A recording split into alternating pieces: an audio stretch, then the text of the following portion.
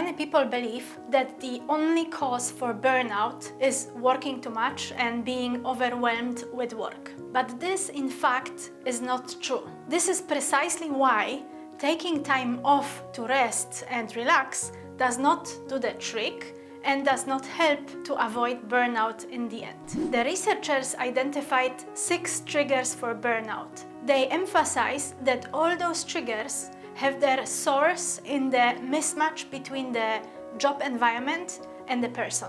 The reason for you to dive deeper into each of these triggers is twofold. First, you as a business leader want to stay vigilant for your own sake and recognize that you are approaching a dangerous zone way before it is too late. You are too valuable for the business to fall out for months, aren't you? Second, you want to quickly identify when there is a mismatch between the job environment and what your team members require to thrive. Again, consider the cost of replacement of one of your key employees, search process, recruitment, and onboarding. But also, think of the impact of additional workload on the rest of the team and you yourself. Are you getting the picture? The more awareness you have around the idea of burnout, the easier it will be for you to spot it by yourself and others in the early stage. Remember that it tends to creep on gradually until it is too late to turn around. So let's look at each of the triggers one by one. Trigger 1, work overload.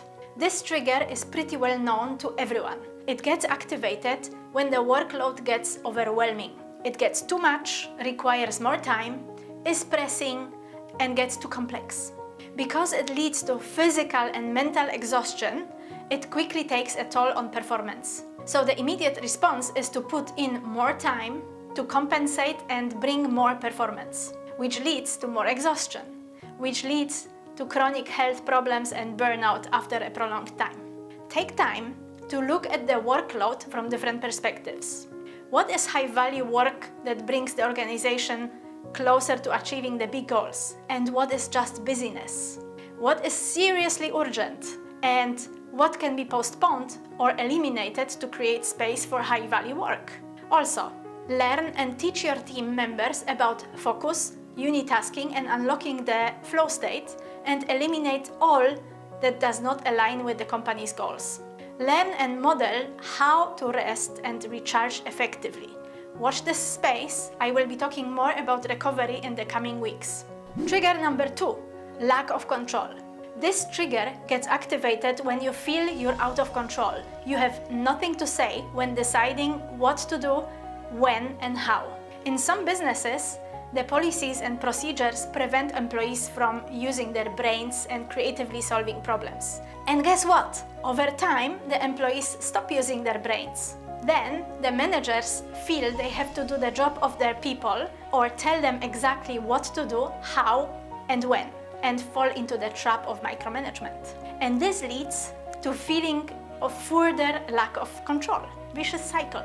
Take some time and evaluate how much control you and your team members have now, and how much more autonomy you could create so you all can thrive. And a tiny side note here for you. More autonomy leads to more creativity and innovation. So you might really want to spend some time figuring out where to create more freedom for your team. Trigger 3, insufficient rewards. This trigger gets activated when you are not compensated fairly for the work or feel taken for granted. Pay raises, promotions, and even job security are not as they used to be for many people. Also, the significant impact here might be the feeling that your job is not enjoyable anymore. It is all connected. So take your time and consider the extrinsic and intrinsic motivators here, and pay more attention to the specific needs of your people. Every person is motivated a bit differently and will evaluate the rewards accordingly.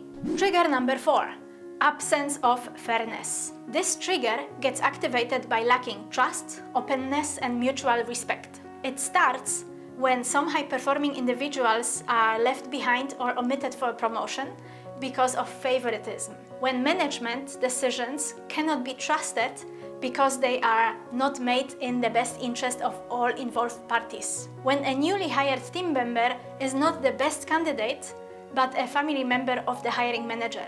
When the high-performing employee gets fired and the less effective one stays because his manager has more power. And so on. Take a critical look at your organization. Where could you increase trust, foster honest communication, and bring more respect into your work environment? Trigger number 5, breakdown of the community.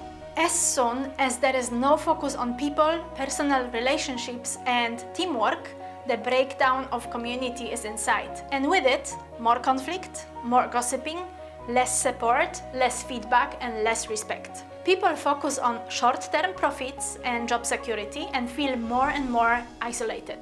A toxic culture emerges and drains emotionally all stuck within it. Take some time to look at your team.